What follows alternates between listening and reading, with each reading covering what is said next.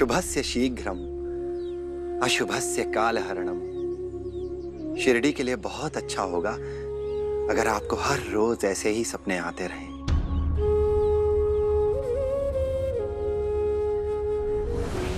कुलकर्णी सरकार की जय। कुलकर्णी सरकार की जय।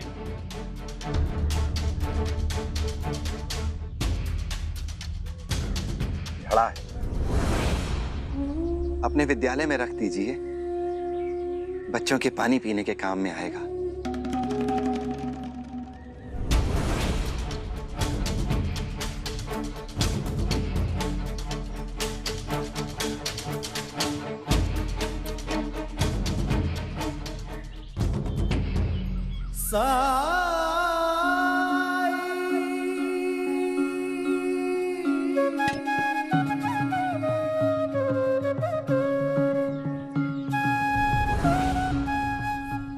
अल्लाह मालिक।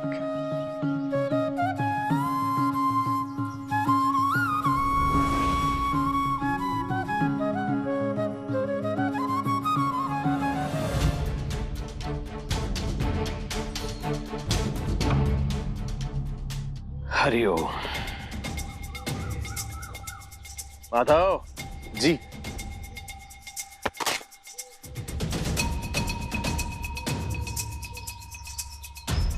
ये है माधव, शिक्षित है, कल से यही पढ़ाएंगे इस विद्यालय में, और यही है इस विद्यालय के कर्ता धर्ता भी। विद्यालय कल से शुरू हो जाएगा। आप सभी लोग अपने अपने बच्चों का दाखिला करवा लीजिए, और अगर किसी का कोई भी सुझाव हो तो बिना किसी संकोच के आप मुझसे आकर मिल सकते हैं, कभी भी, किसी भी समय।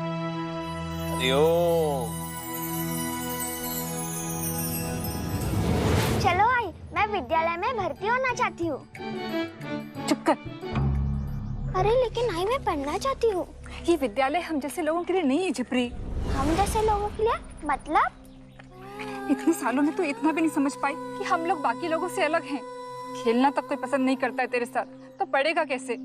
नहीं पढ़ने देगा। ऐसा क्या है हम में कि कोई भी हमें अपने साथ नहीं रखना चाहता है?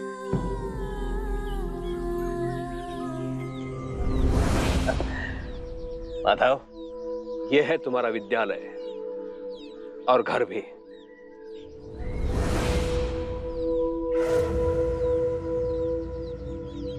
मुझे लगा था आप मुझसे गुस्सा हैं, इसलिए मुझे घर से जाने के लिए कहा, पर आपने जो मुझ पर कृपा की, काम भी सौंपा है तो इतना महान। ये तो नौकरी है माधव, असली काम तो कुछ और है।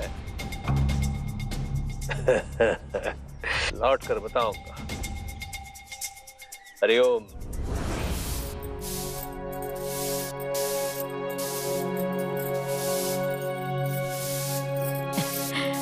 भाईजा, प्रसाद। आई, वो हाथ गंदे हैं। कोई बात नहीं, मुंह खोल। अरे खोलो।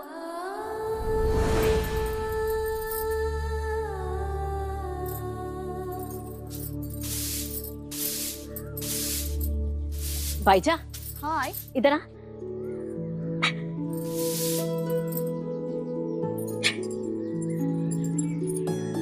बैठ बैठ बैठ। आज मंदिर में सब किसकी बात कर रहे थे जानती हो? खंडोबा जी के मंदिर में तो खंडोबा जी की बात होती होगी ना। खंडोबा जी की बात तो रोज ही होती है। आज सब कुलकर्णी सरकार की बात कर रहे थे। जानती हो, कुलकर्णी सरकार ने शिरडी में विद्यालय खुलवाया है। वो भी खंडोबा जी ने कुलकर्णी सरकार के सपने में दर्शन दिए और कहा विद्यालय खुलवाने के लिए। कितना पुण्य का काम है ना, हमें भी उनका साथ देना चाहिए। भाई, अच्छे काम में साथ देने से तो हमने कभी मना नहीं किया।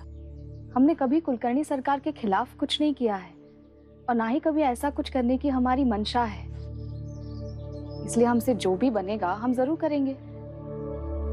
अब आप तैयार हो जाइए, हमें महालसा पति जी के यहाँ जाना है ना। आज यमुना का साखर पुड़ा है, मैं जल्दी से आंगन साफ कर लेती हूँ।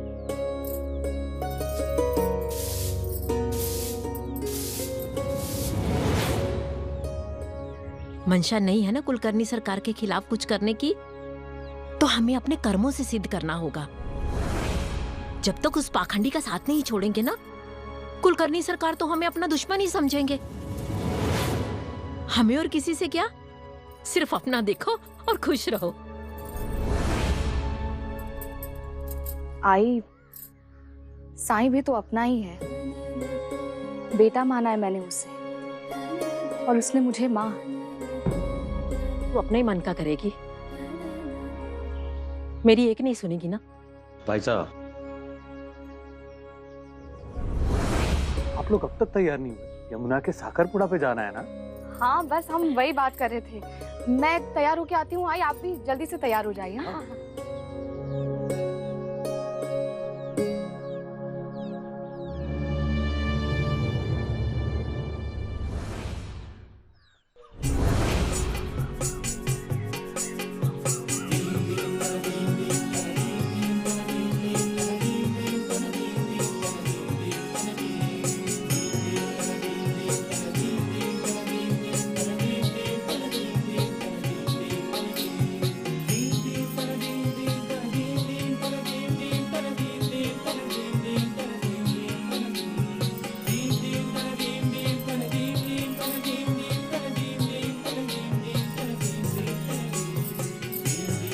पैर रखे।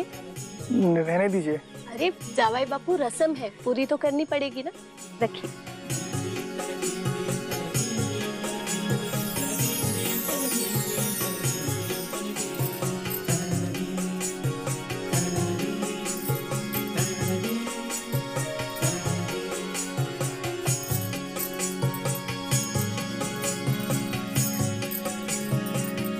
माता पिता आएं और आगे की रस्म पूरी करें।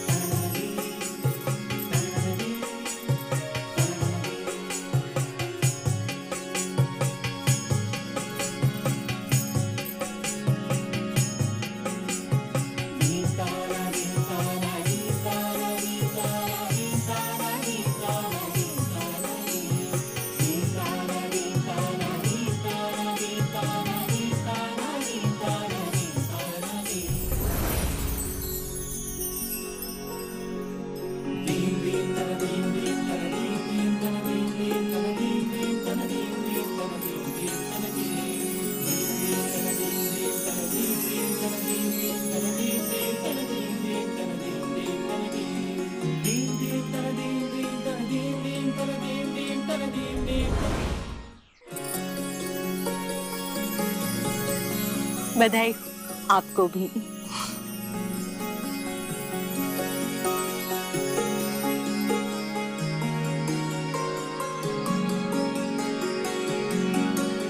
हमारी यमुना को इतना अच्छा ससुराल मिला, और वो भी बिना दहेज के। मुझे तो विश्वास ही नहीं होता कि ऐसे हमारे भाग खुल गए। पर मुझे तो पहले से ही विश्वास था कि हमारी यमुना का रिश्ता हुआ तो बिल्कुल ऐसा ही होगा। साईं ने जो कहा था। साईं? जी। ये साईं कौन है? काश इतना आसान होता ये कह पाना कि साईं कौन है। एक आभास है साईं, शाश्वत सत्य का आभास।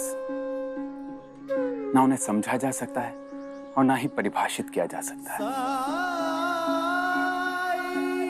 मैं इतना कह सकता हूं साईं के लिए कि वो खंडोबा की भेंट है हमारी शिरडी के लिए। आपकी बात सुनकर क्यों मुझे साईं से भेंट करने की इच्छा हो रही है। मैं आपको अवश्य ले चलूंगा, लेकिन मैं तो चाहता हूं कि आप साईं से मिले बिना ना लौटें। इसमें विलंब क्यों? अभी चलते हैं। जी। क्या कहते हो, तुम भी चलोगे?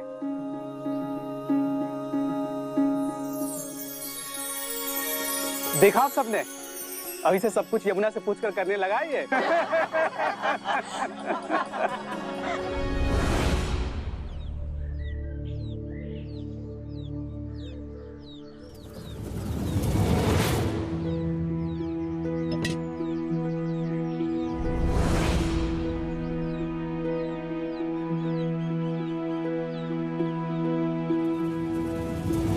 सारे लोग दाखिले के लिए, वो भी पहले दिन।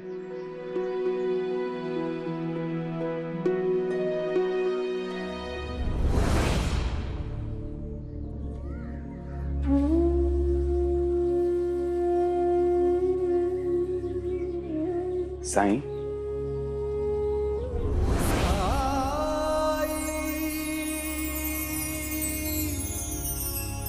आप?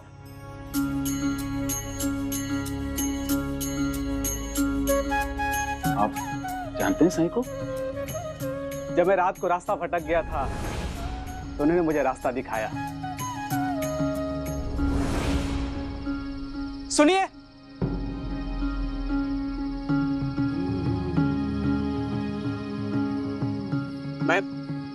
मैं कोपरगांव जा रहा था, रास्ता भटक गया हूं और रात भी बहुत हो चुकी है। समय ही बताएगा कि रास्ता भटक गए या रास्ता पा लिया। समय ही बताएगा कि रात हो जाना बेसबब था या नहीं। समय से बलवान कोई हुआ है क्या? जी नहीं, समय तो सब कुछ है। उस तरफ से पहला घर खंडोबा मंदिर के पुजारी महालसापति जी का है, वो आपकी मदद कर देंगे। ठीक है। तू ही याद आया, भटके अल्लाह को तूने रास्ता दिखाया, तेरी महिमा मेरे साईं। जिसे मैं संयोग समझ रहा था वो वास्तव में आपका आशीर्वाद था मेरी यमुना के लिए।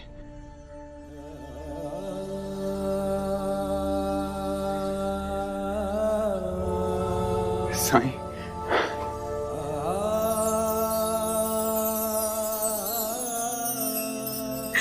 साईं, मुझे क्षमा कर दीजिए।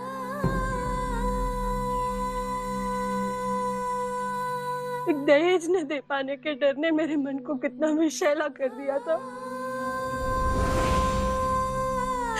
ये मुझे अब समझ आ गया।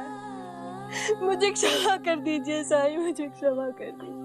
कभी कभी अमृत को पाने के लिए विष का निकलना भी बहुत जरूरी होता है ना? और नीलकंठ की तरह अब हम सबके जीवन का विष पिए जा रहे हैं साईं। कितने अभागे हैं हम कि आपकी महानता के अथाह महासागर की एक बूंद भी नहीं देख पा रहे हैं।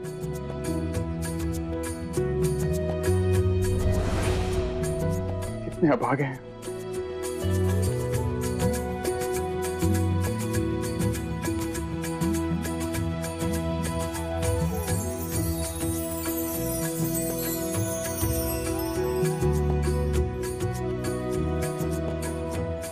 यमुना को अपनी पत्नी के रूप में पाना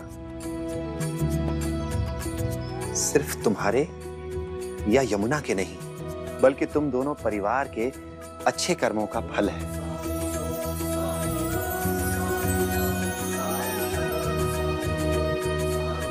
तुम लोगों में सुखों की अहमियत समझने का विवेक हमेशा बना रहे।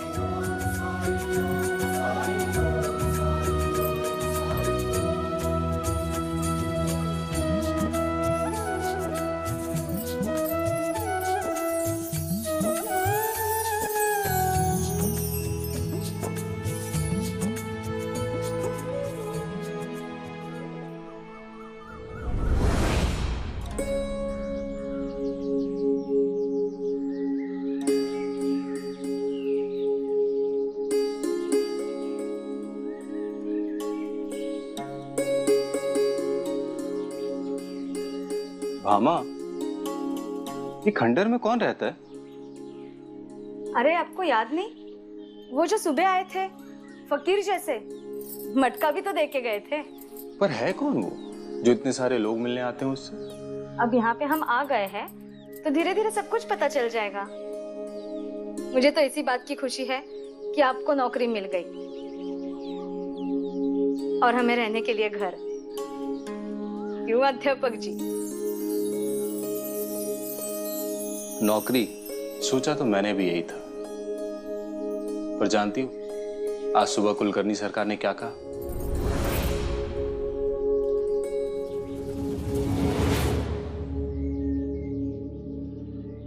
कि नौकरी तो ये है जो मैं कर रहा हूं, पर वो मुझसे कुछ और काम करवाना चाहते हैं।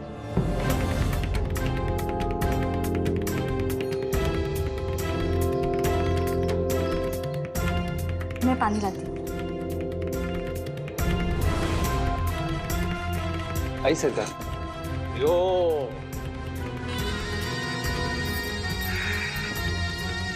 हरिओम। माधव, कैसा लग रहा है? नया घर, नई नौकरी। उत्साह भी है और सच कहूं तो थोड़ी घबराहट भी। आपने और शिरडी के लोगों ने जो मुझसे उम्मीद रखी है, पता नहीं मैं वो पूरी कर पाऊंगा या नहीं, पर मैं इतना कह सकता हूं, मैं जी जान लगा दूंगा इसमें। यो, तुमसे यही आशा है मुझे।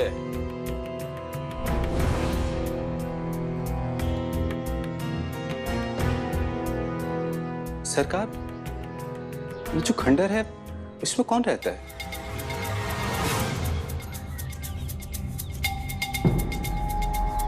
क्यों? नहीं, ऐसे ही। आज काफी लोग आए थे वहां उससे मिलने के लिए।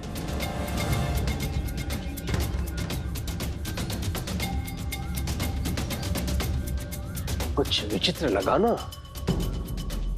हरिओम। अब तुम ही बताओ माधव, कैसा होगा वो व्यक्ति जो अकेला रह रहा है खंडर में?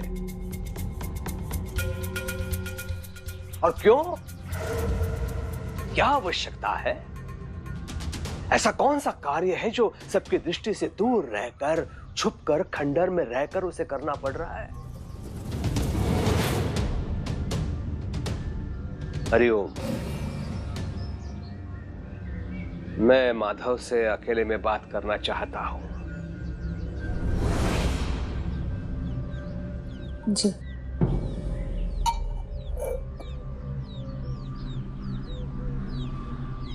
माधव,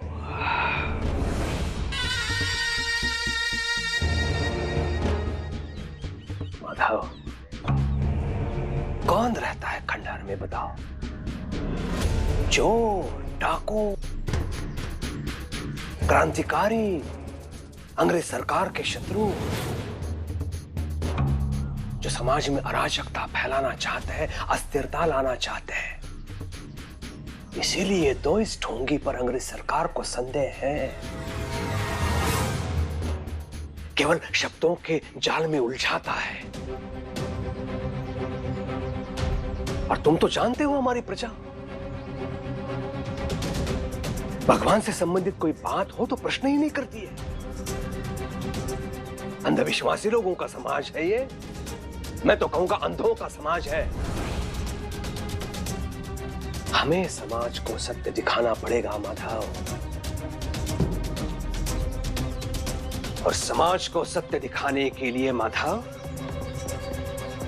हमें प्रजा की आंखें, प्रजा के कान, प्रजा की नाक बनना पड़ेगा। हरिओम। मैंने कहा था ना तुम्हें माधव, बताऊंगा तुम्हें तुम्हारा काम क्या है।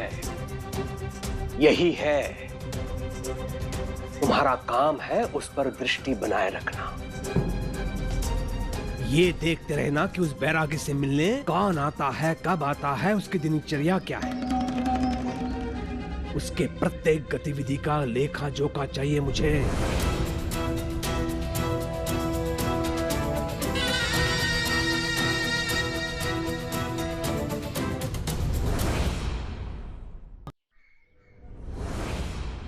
और माधव, ये मत समझ लेना कि ये तुम मेरे लिए कर रहे हो। ये तो तुम अंग्रेज सरकार के लिए कर रहे हो, शिरडी के लिए कर रहे हो। हरिओम। जो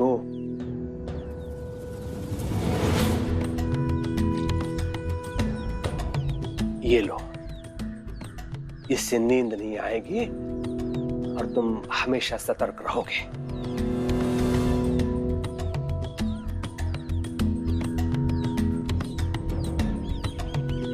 नहीं, इसकी आवश्यकता नहीं पड़ेगी। आपने मुझे एक बहुत बड़ा उद्देश्य दे दिया है। यदि अगर मुझे रात दिन जागना पड़े तो भी मैं जागूंगा। अगर वो सच में ढोंगी है, क्रांतिकारी है, डाकू है जो यहां भेष बदलकर छुपा हुआ है, तो जनता के सामने उसकी सच्चाई लाने में मैं कोई कसर नहीं छोड़ूंगा।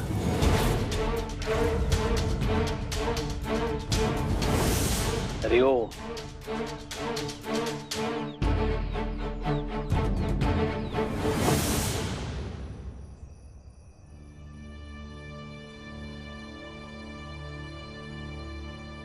डकैत, क्रांतिकारी, आपको सच में उसे देख के ऐसा लगता है कि वो ऐसा होगा?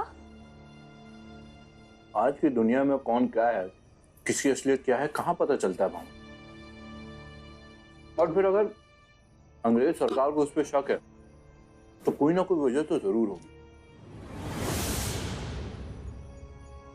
अब आप ही बताइए, देखने में कितना भोला लगता है वो।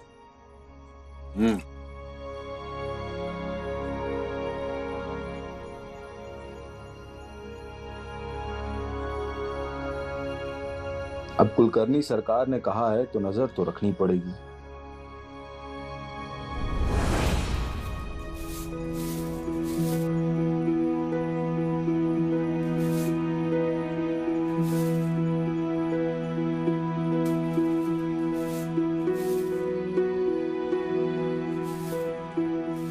आहो, दूध।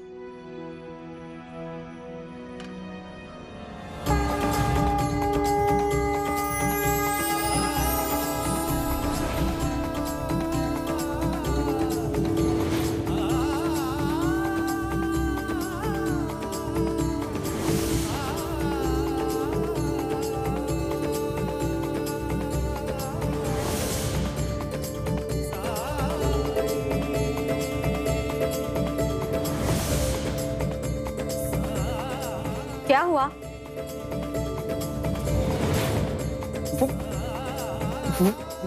वो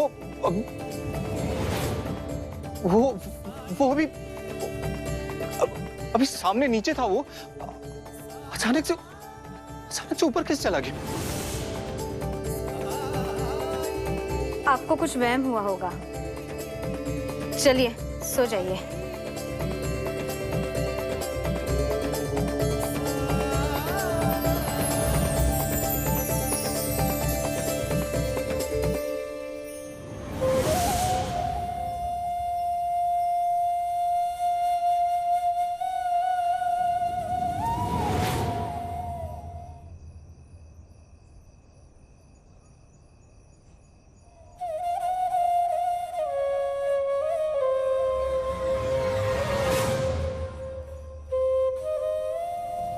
ये बांसुरी की आवाज कहां से आ रही है?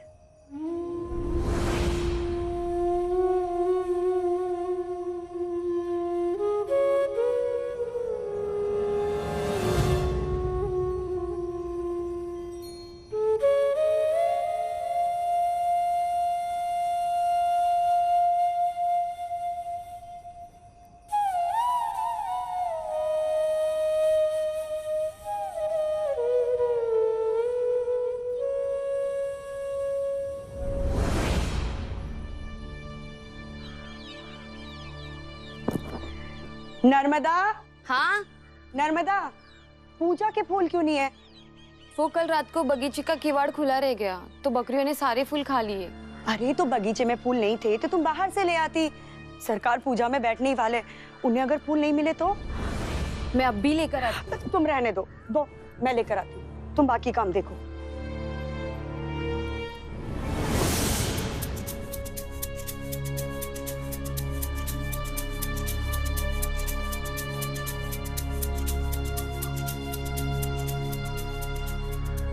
इतनी जल्दी फूल कहाँ मिलेंगे?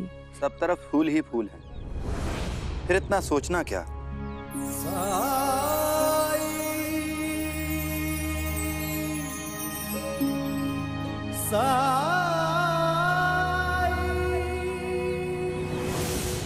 ये माथे पे क्या लगा रही हो? बैरागी ने आशीर्वाद में फूल। आड़ में गया तेरा बैरागी।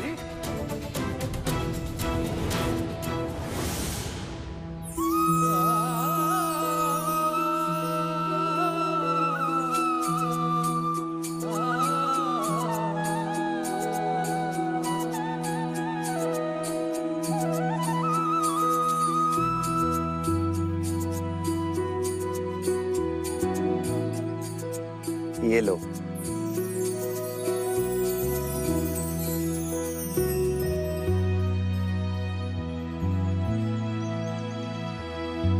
लेकिन मुझे तो लाल फूल चाहिए पूजा के लिए। भगवान सिर्फ भक्त की श्रद्धा देखते हैं, फूलों का रंग नहीं।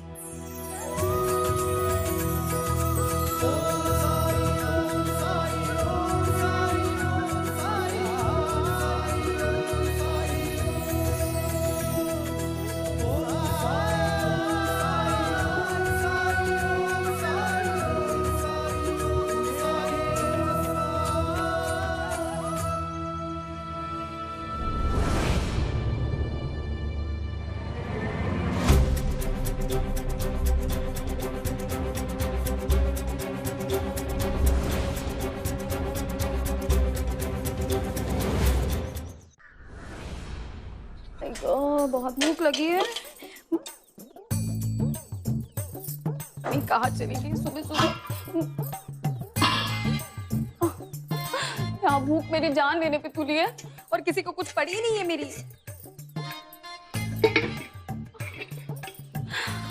वैनी, वैनी,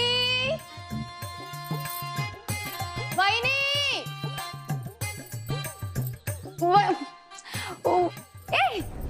कहाँ चली गई थी सुबह सुबह? वो पूजा के फूल नहीं थे, वही लाने गई थी। पूजा के ध्यान में घर के लोगों की पेट पूजा तो भूल ही गई है ना? बस एक बार पूजा खत्म हो जाए, मैं नाश्ता बना देती हूँ। हाँ, फूल नहीं थे।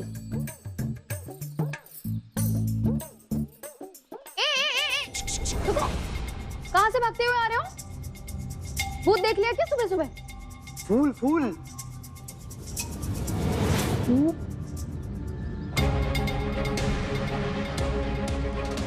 गड़बड़। समिहन नमस्तुते, दुग्धम समर्पयामि।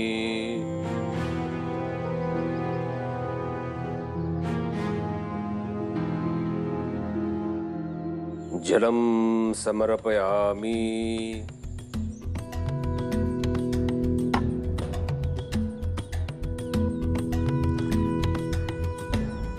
चंदन समर्पयामि। पुष्पम समर्पयामि।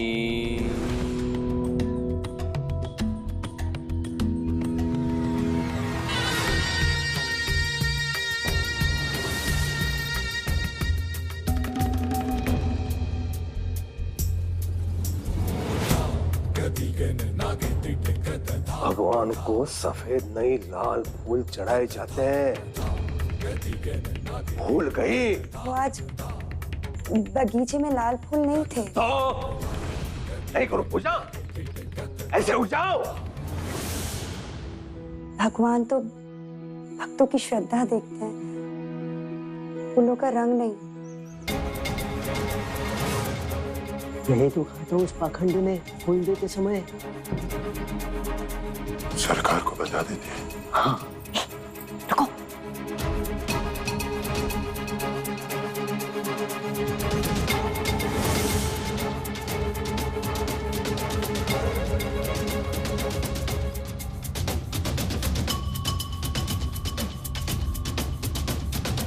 पुष्पम समर्पयामि।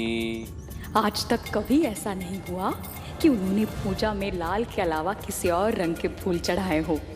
अब जब दादा इन सफेद फूलों की पूरी कहानी सुनेंगे तो इस रुक्मिणी का क्या होगा? तुलसी समर्पयामि।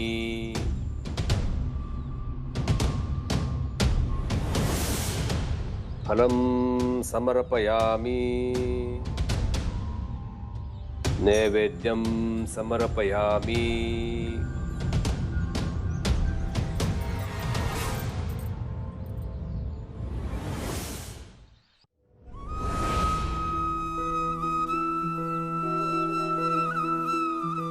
आराम से।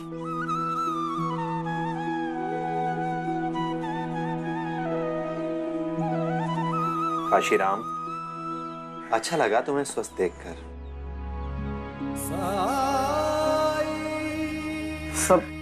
सब आपका ही कर्म है साईं। कर्म तो सिर्फ कर्मों का होता है काशी। लेकिन सिर्फ इस जन्म के नहीं, हमारे पिछले कई जन्मों के अच्छे कर्म कि आप हमारे जीवन में आए। गोदा ने मेरे मुंह की बात छीन ली साईं। थोड़ा चलने फिरने लायक हुआ तो सोचा आपको धन्यवाद बोल दूं। कल से कपड़ों का व्यापार दोबारा शुरू कर रहा हूं। नया जीवन, नई शुरुआत। आपके आशीर्वाद के बिना नई शुरुआत कैसे हो सकती है?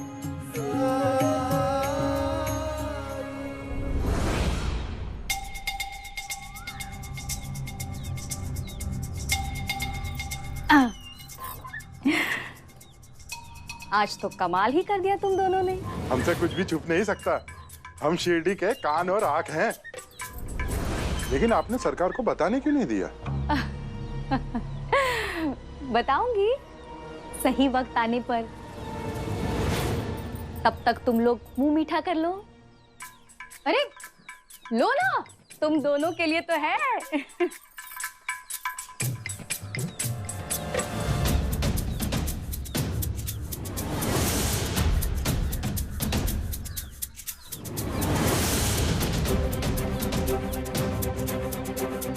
इतनी सुबह यहाँ आना मतलब कुछ ना कुछ खबर तो लाया है।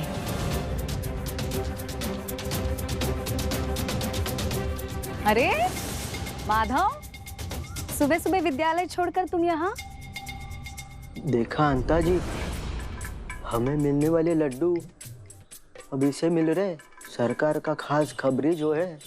खबरी? ऐसे खबरी होने लग गए तो क्या बात है? सरकार से मिलना है, उन्हें कुछ बताना है मुझे। क्या? मेरा मतलब है कुछ जरूरी बात है क्या? हाँ, उन्होंने कहा था कि अगर कोई खबर मिले तो बताना। खबर? क्या क्या खबर? साईं के बारे में।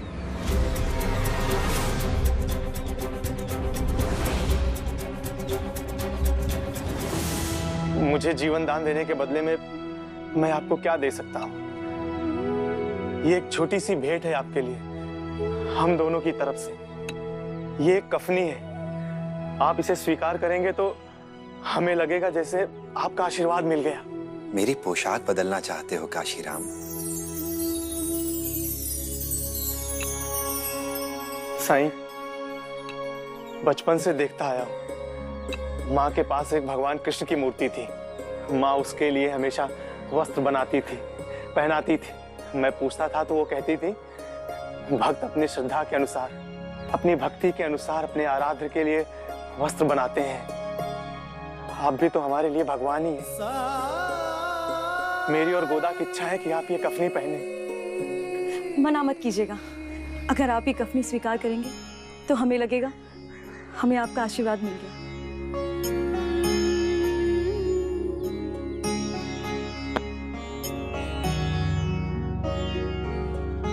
तुम दोनों का प्रेम है इसमें, तो स्वीकार तो करना ही पड़ेगा।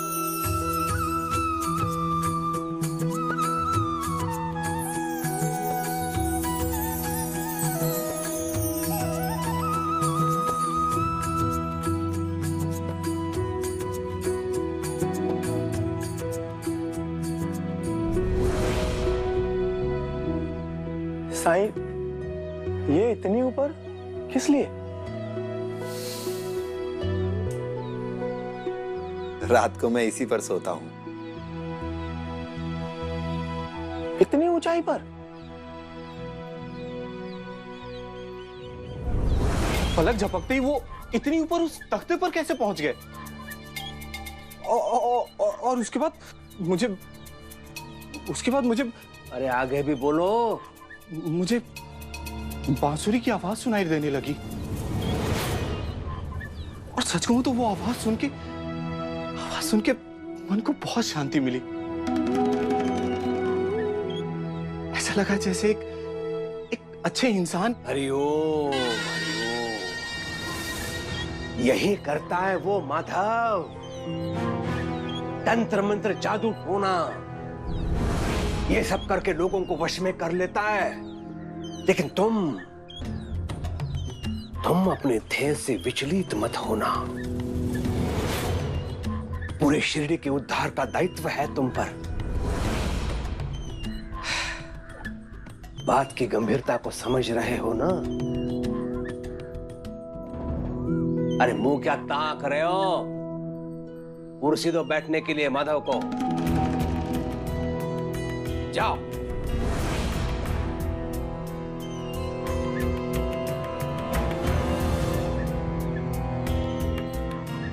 बैठो। अब नहीं सरकार, इसकी बैठो बैठो बैठो।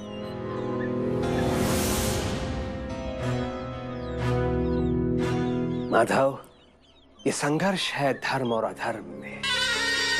तुम पर निर्भर करता है विजय किसकी होगी। विजय तो धर्म की ही होती आई, और इस बार भी जीत धर्म की ही होगी। हरिओम।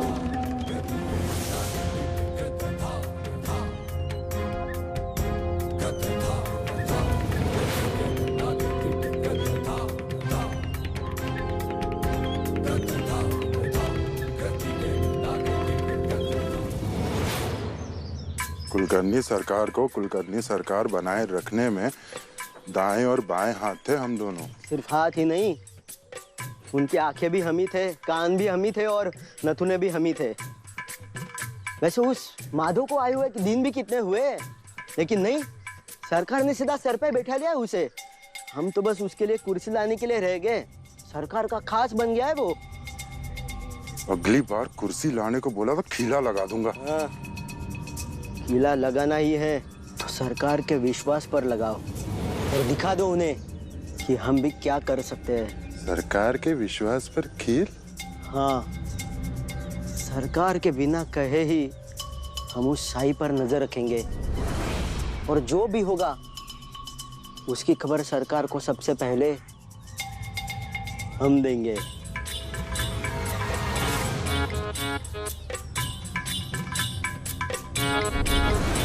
दादा, दादा सुनो, गति बढ़ा लो दादा, वरना तुम पीछे रह जाओगे। क्या तात्पर्य है तुम्हारे कहने का? क्यों? अरे दादा, वो तुमसे ज्यादा तेज है। तुम्हारे घर, तुम्हारे परिवार तक पहुंच गया है वो। जो कहना है वो स्पष्टता से कहो, पहले मत बुझाओ।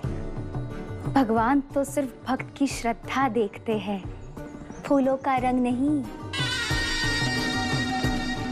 भगवान तो भक्तों की श्रद्धा देखते हैं, फूलों का रंग नहीं। ये तो रुक्मिणी ने कहा था आज सुबह। नहीं दादा, उसने तो बस दोहराया था।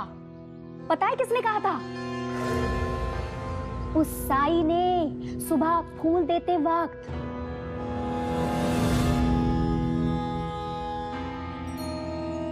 कौन सा फूल? वही सफेद फूल दादा जो आज सुबह पूजा में तुमने अर्पित किए थे। दादा वो फूल साई ने दिए थे वहीनी को।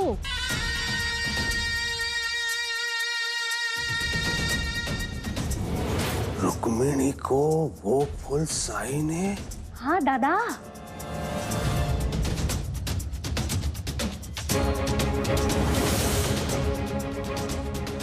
पाखंडी ने दिए फूल अर्पित किए मैंने अपने विष्णु को। हाँ दादा, तुम्हारे स्थान पर मैं होती ना दादा, तो इस बात से चिंतित होती कि तुम्हारी पत्नी अब उस साई की भाषा बोलने लगी है। और जब प्रजा ये देखेगी कि तुम्हारा परिवार ही अब तुम्हारे वश में नहीं है, तो फिर प्रजा कहाँ रहेगी दादा? ये तूने अच्छा नहीं किया रुक्मिणी, ये तूने अच्छा नहीं किया। हरिओम। साईं, हमें एक वचन दीजिए, आपको जब भी किसी भी चीज की आवश्यकता हो निसंकोच हमसे कहिएगा। हम आपकी सेवा का कोई भी अवसर चूकना नहीं चाहते। मेरी सेवा करना चाहते हो तो पेड़ पौधों की सेवा करो, पशु पक्षियों की सेवा करो, मनुष्यों की सेवा करो, वही मेरी सेवा होगी। जरूर करेंगे साईं। काशी,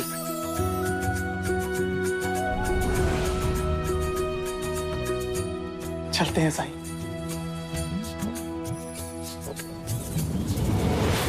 चोर, डाकू, क्रांतिकारी, अंग्रेज सरकार के शत्रु, इसीलिए तो इस ढोंगी पर अंग्रेज सरकार को संदेह है। अल्लाह मालिक।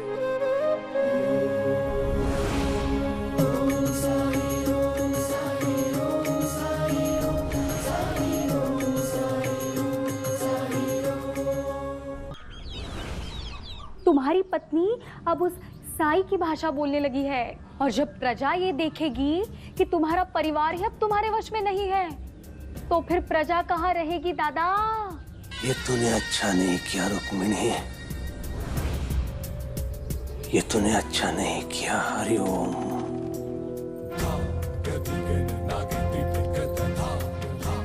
मेरे साथ विश्वासघात,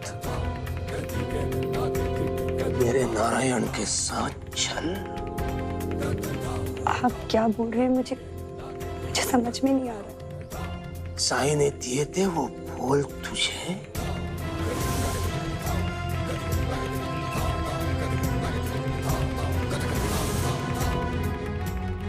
सत्य या सत्य? सत्य। भगवान भक्त की श्रद्धा देखते हैं, फूलों का रंग नहीं। ये भी साई ने कहा था, सत्य या सत्य? सत्य। उसकी बात मेरे सामने तूने दोहराई, इसका अर्थ उसकी बात पर तुझे विश्वास था। सत्य या सत्य? सत्य। शुद्धि। आओ केशव, आओ।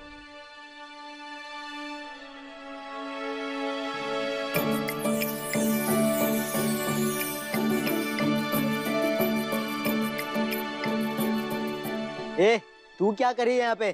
चल निकल। तुम कौन होते हो मुझे रोकने वाले?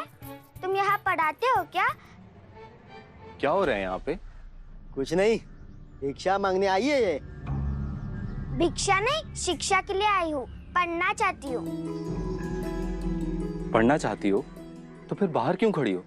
अंदर आओ। ये बाहर इसके लिए खड़ी है क्योंकि ये यहाँ नहीं पढ़ सकती। ये किसने कह दिया आपसे? ये विद्यालय है, यहाँ हर कोई पढ़ सकता है। हर कोई में ये नहीं आती, समझे? गोबर के उपले बनाती है ये और इसकी माँ।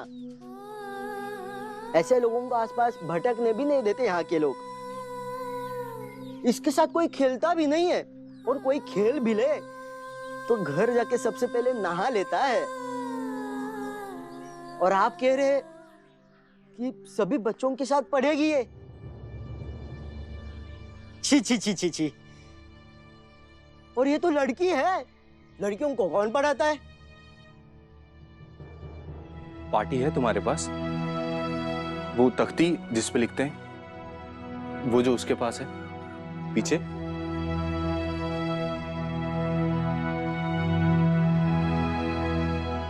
ये है तुम्हारे पास? नहीं है। तो जाओ, पहले पार्टी ले आओ, फिर आ जाना पढ़ने के लिए, ठीक है?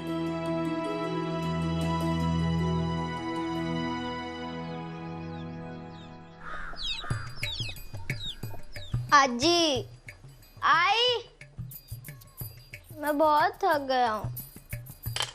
खेलने कूदने की उम्र में इतना बिठा के पढ़ाएंगे तो क्या होगा? कल से विद्यालय जाने की कोई जरूरत नहीं है। लेकिन आजी, आई कहती है कि हमें विद्यालय जाना चाहिए। रोज जाना चाहिए। और जब तुम विद्यालय से लौटोगे तो तुम्हारे लिए तुम्हारी मनपसंद खाने की चीज तैयार रखूंगी। सच? वादा है मेरा।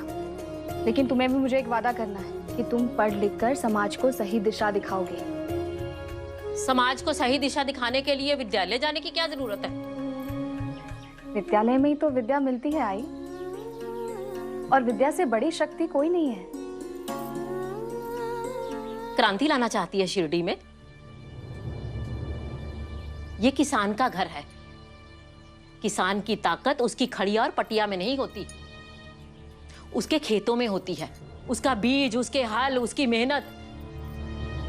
यही मेरे बेटे ने किया है और यही तात्या करेगा।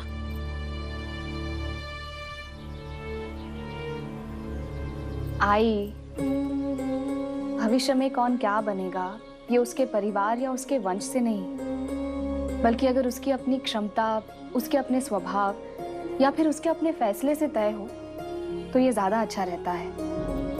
ऐसा नहीं है कि अनपढ़ इंसान सही फैसले नहीं कर सकता है, लेकिन अगर वो पढ़ा लिखा हो, शिक्षित हो, तो उसके लिए 100 दरवाजे और खुल सकते हैं। और इसलिए मैं चाहती हूँ कि तात्या विद्यालय जाए।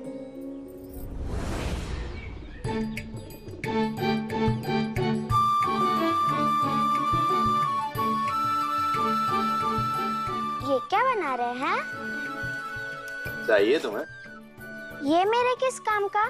मुझे तो पार्टी चाहिए। बना सकते हैं आप? क्या हुआ? पार्टी नहीं जानते आप? अरे वो तख्ती होती है ना काले रंग की, जिस पर सफेद खड़िया से लिखते हैं, जो विद्यालय में सारे बच्चों के पास है। वो जो गुरुजी है ना, उन्होंने मुझे तख्ती लाने के लिए कहा, तभी मैं विद्यालय में पढ़ सकती हूँ। आई तो तख्ती देगी नहीं मुझे, आप बना कर दे सकते हैं ना? कोशिश करने से कुछ भी हासिल किया जा सकता है। पहले तुम प्रयास करके देखो। ठीक है, लेकिन अगर मुझे नहीं मिली तो आप बनाएंगे ना मेरे लिए? मना मत करिएगा। मैं जानती हूँ आप कुछ भी कर सकते हैं। मैं चलती हूँ।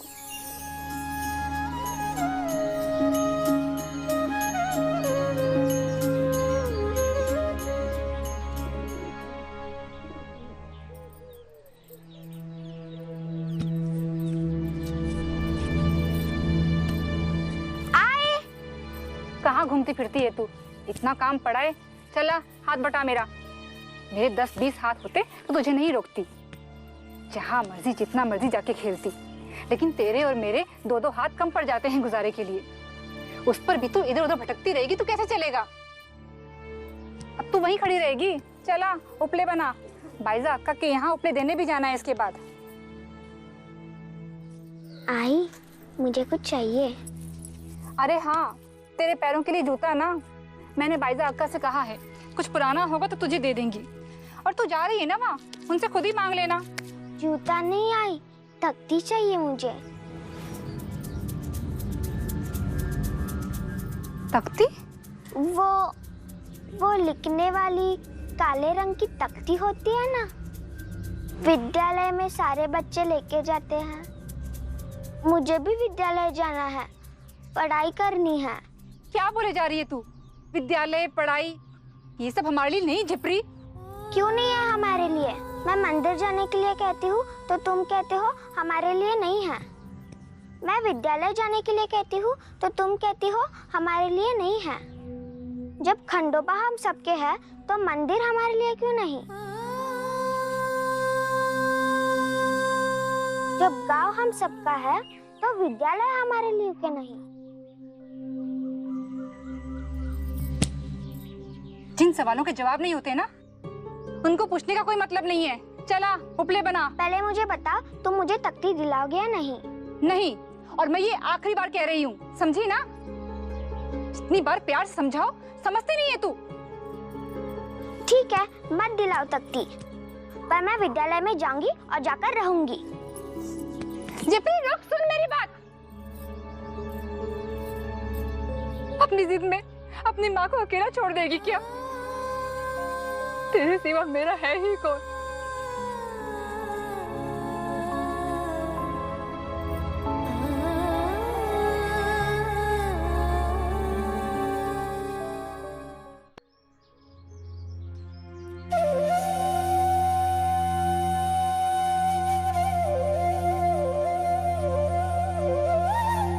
अगले 3 दिन तू कोलू चलाएगी।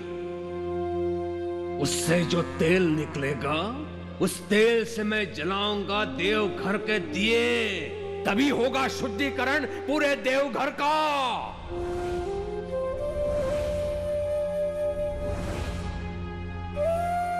माँ, माँ, ये किसने बांधा? आँख विवेक की लखे न संत जाके संग 10-20 है ताको।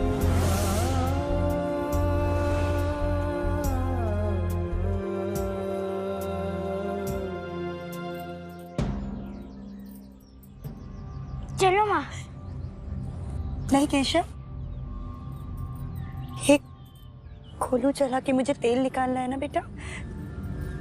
तुम अंदर जाओ, मैं ठीक हूँ, जाओ। लेकिन ये तेल क्यों निकालना है माँ?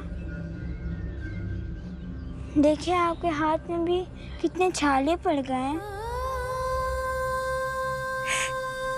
केशव, कितनी चिंता करता है तू मेरी। लेकिन बेटा, ये काम ना मुझे अकेले ही करना होगा, है ना? तुम अंदर जाओ, मेरी चिंता मत कर, मैं बिल्कुल ठीक हूँ, विश्वास करो मेरा।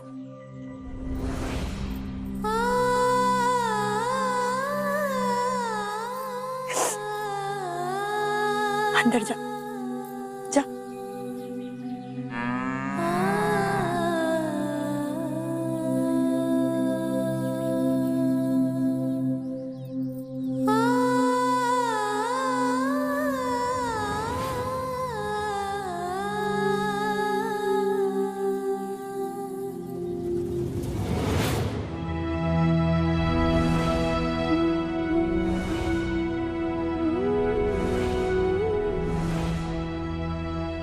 साई, साई देखिए ना इसे क्या हुआ।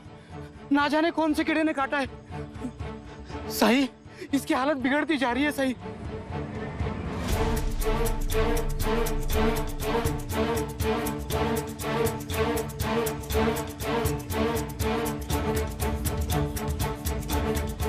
इसे कुछ होगा तो नहीं साई?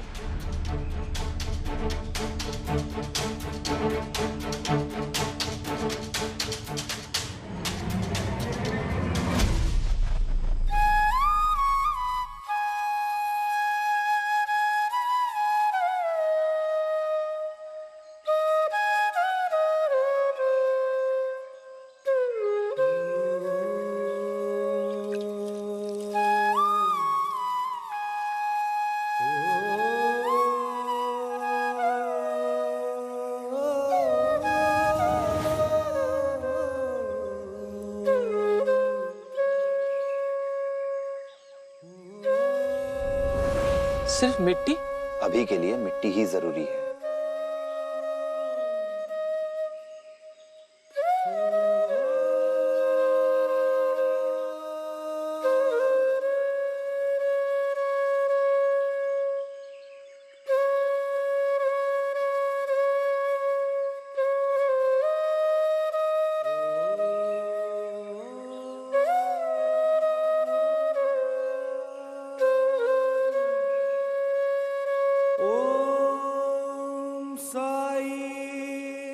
घर जाकर तुलसी के पत्तों का लेप लगा देना। अल्लाह ने चाहा तो बहुत जल्दी ठीक हो जाएगा। ये कैसा इलाज है साईं? कोई मलहम नहीं, सिर्फ मिट्टी और तुलसी के पत्ते। हम सब ने जिंदगी को बहुत उलझा लिया है। सादगी पर किसी को भरोसा ही नहीं रहा है। हम भूल रहे हैं कि प्रकृति हमारी जननी है। हमारे हर रोग, हर पीड़ा का इलाज प्रकृति ने हमें दिया है। जरूरत है हमें उसी विश्वास को जगाने की। अल्लाह मालिक। दिन भर लोगों का तांता लगा रहता है इस खंडर में, और हर दिन। आज सुबह भी तो आए थे कुछ लोग, कुछ जड़ी बूटियां निकाल के दे दी उस फकीर ने उनको। मुझे तो लगता है वो वैद्य है। पर वेशभूषा से लगता है कि कोई फकीर हो। मुझे तो समझ में नहीं आता वो है कौन। अब तुम देखो ना, खंडर में रहते हैं, बड़े ही रहस्यमयी मालूम पड़ते हैं, पर भामा कुलकर्णी सरकार से बड़ा वैद्य इस पूरे शिरडी में कोई नहीं है। हमेशा से लोग उन्हीं के पास जाते रहे दवाइयों के लिए, तो फिर अब इनके पास क्यों आएंगे? सब पता चल जाएगा, पर मुझे अभी बहुत नींद आ रही है। अब आप भी सो जाइए। ठीक है।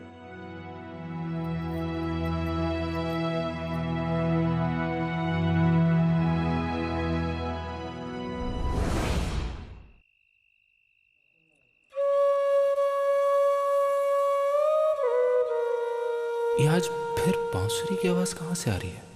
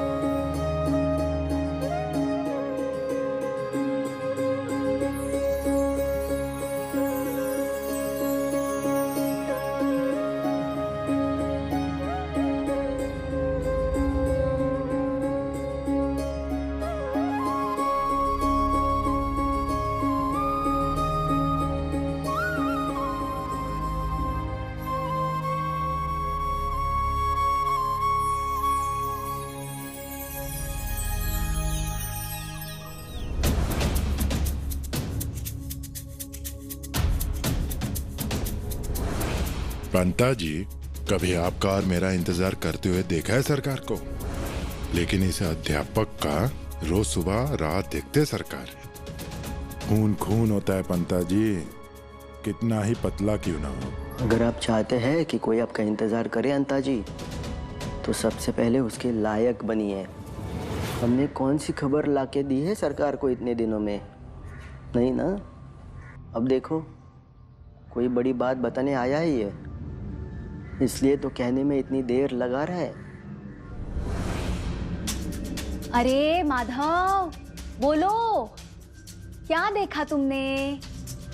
ऐसे हाथ बांधे कब तक खड़े रहोगे? कहीं उस दिन की तरह तुमने उस डोंगी को जादू टोना करते हुए तो नहीं देख लिया, जो देखकर तुम्हारा माथा वाथा घूम घूम गया है? अरे मौन क्यों हो, बोलो। शांत रहो चू। जादू टोना पर अनपढ़ लोग विश्वास करते हैं।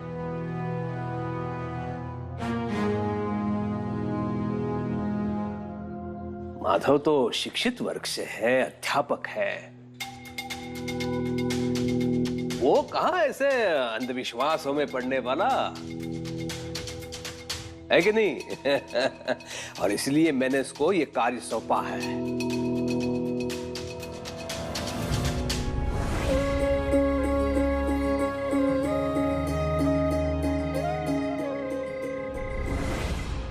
अगर मैं इन्हें बता दूं कि मैंने क्या देखा तो ये मुझे ही पागल समझेंगे, लेकिन अब कुछ ना कुछ तो बताना पड़ेगा।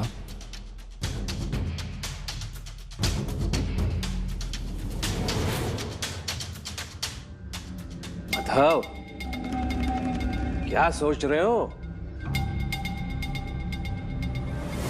बैठो, बैठो, बैठ जाओ, बैठो। हाँ, अब बोलो। जो बोलना है वो निसंकोच बोलो। सरकार, एक आदमी आया था साईं से मिलने के लिए। हाँ, उसके साथ एक औरत भी थी, शायद उसकी पत्नी रही होगी। वो आदमी के हाथ में एक लकड़ी थी, उसके सहारे चल रहा था वो, लंगड़ाते हुए। अरे काशीराम, आजकल शिरडी में वही एक तो है जो लकड़ी लेकर लंगड़ाते हुए चल रहा है। हाँ, वो काशीराम, कपड़ों का व्यापारी। हरिओम। खबर करना मेरी जिम्मेदारी थी, तो इसलिए। लो, ये भी कोई बात है बताने की? हाँ ठीक है, ठीक है, जाओ। सुनो, ऐसा ही अपना कार्य करते रहो और मुझे सूचित करते रहो। ठीक है सरकार। हरिओम।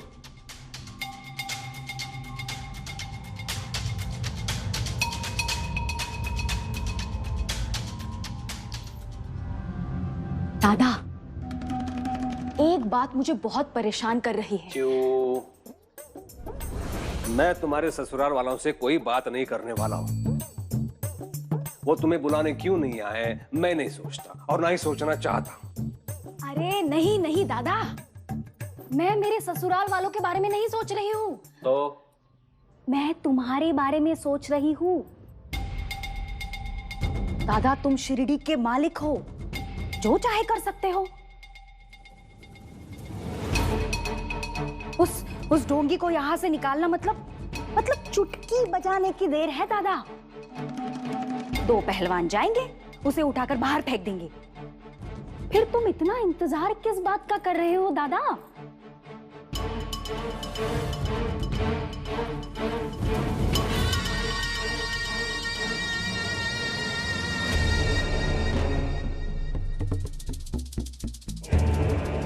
सोचा तो कई बार वैसा ही करूं जैसा तू कह रही है, लेकिन जो मैं हृदय से सोचता हूं उसे विवेक से तोड़ लेता हूं।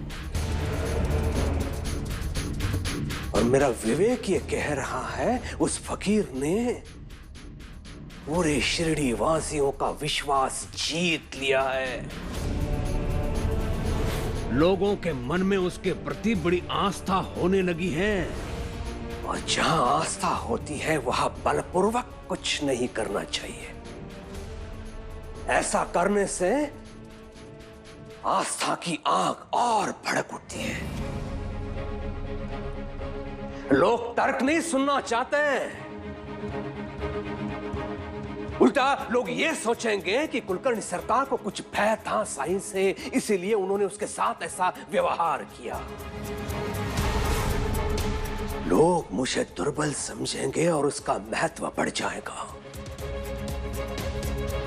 साई को शिरडी से बाहर फेंकवाना है तो उसके विचारधारा के साथ फेंकना होगा। शिरडी की सीमा से नहीं, लोगों के मन मंदिर से निकालना होगा उसे।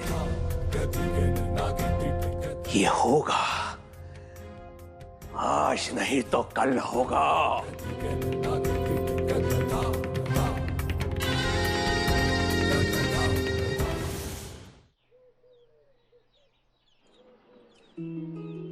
जिपरी, इतनी सुबह सुबह क्या कर रही है?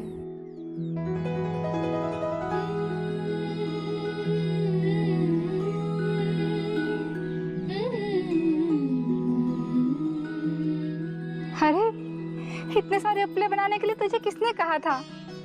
तूने तो 2 दिन का काम एक ही दिन में कर दिया पगली। अब तुम्हें 2 दिन तक उपलों की चिंता बिल्कुल नहीं करनी पड़ेगी, है ना? 2 हाथों का चमत्कार देखा है?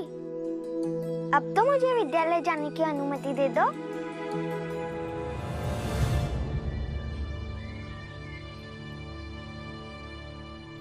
मैं दोनों काम करूंगी, तुम्हारा हाथ भी बटाऊंगी और पढ़ाई भी करूंगी।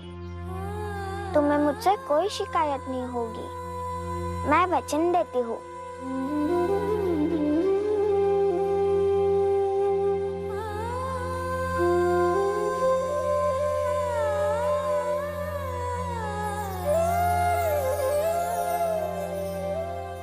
अच्छा, वो जो तुम शाम को भाकरी बनाती हो ना, उसमें भी मैं तुम्हारा हाथ बटाऊंगी। ना तुमसे नया कपड़ा मांगूंगी, ना जूता, ना कोई खिलौना, ना कोई मिठाई और ना और कुछ। सिर्फ पढ़ाई और घर का काम करूंगी। वचन दिया है ना मैंने।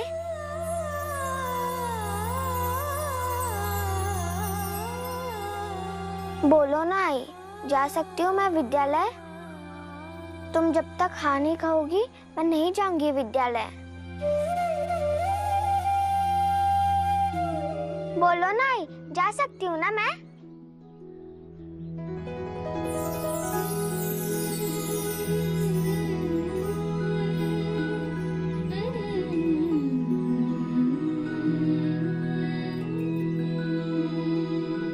छिपरी, पर वो तख्ती तो।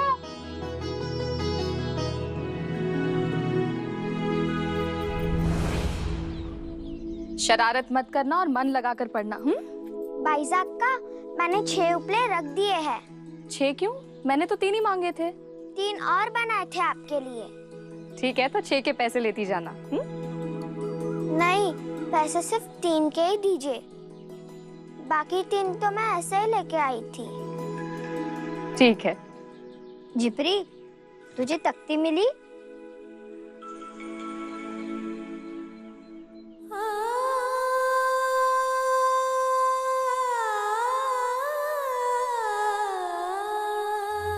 तात्या, तुम जाओ बेटा।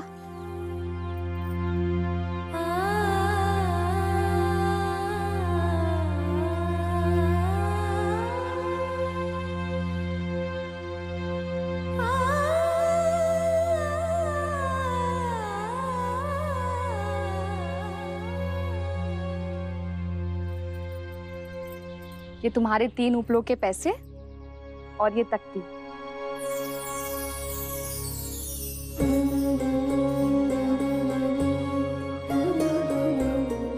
तख्ती मेरे लिए? हाँ, तात्या की पुरानी रखी हुई थी मेरे पास, अगर तुम इस्तेमाल करना चाहो तो। लेकिन तुम्हारी आई से मेरी बात हो गई है, वो मान गई और अभी तो मुझे तख्ती भी मिल गया है, तो मैं विद्यालय में पढ़ने के लिए जा सकती हूँ। हाँ, क्यों नहीं? ये लो। धन्यवाद भाईजाक का।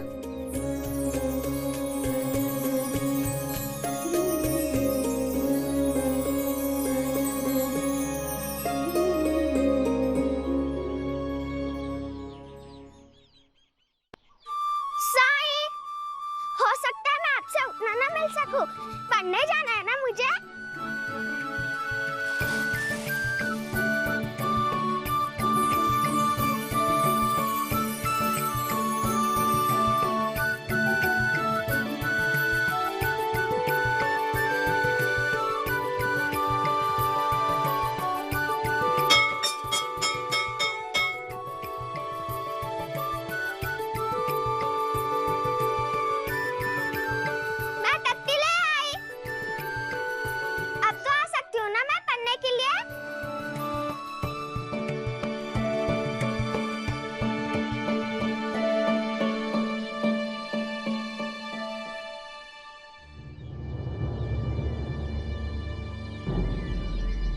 ए, क्या समझाता तुझे?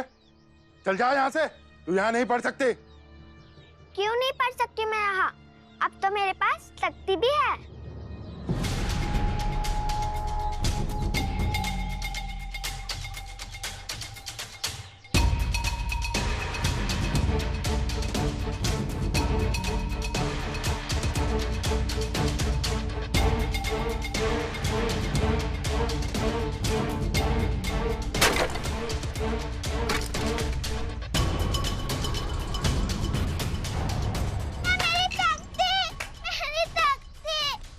रुको।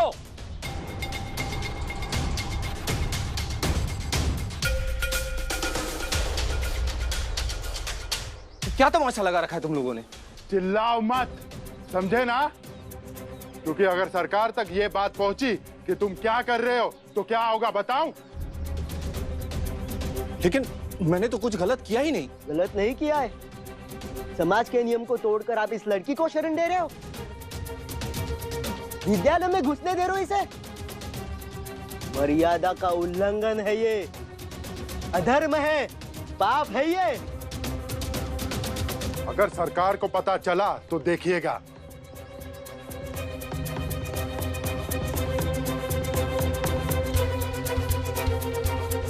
सुनिए, मैं अंदर आऊं? मुझे अंदर आने दीजिए ना, मैं पढ़ना चाहती हूँ।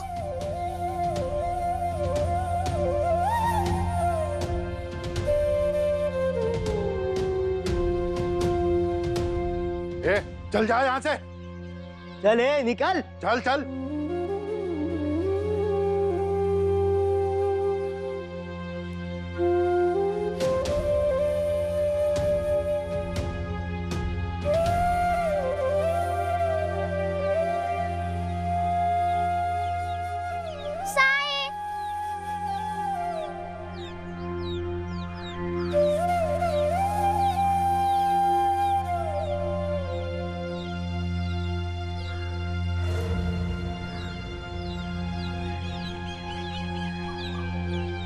मेरी तितली का दिल किसने दुखाया? वो बहुत बुरे लोग हैं।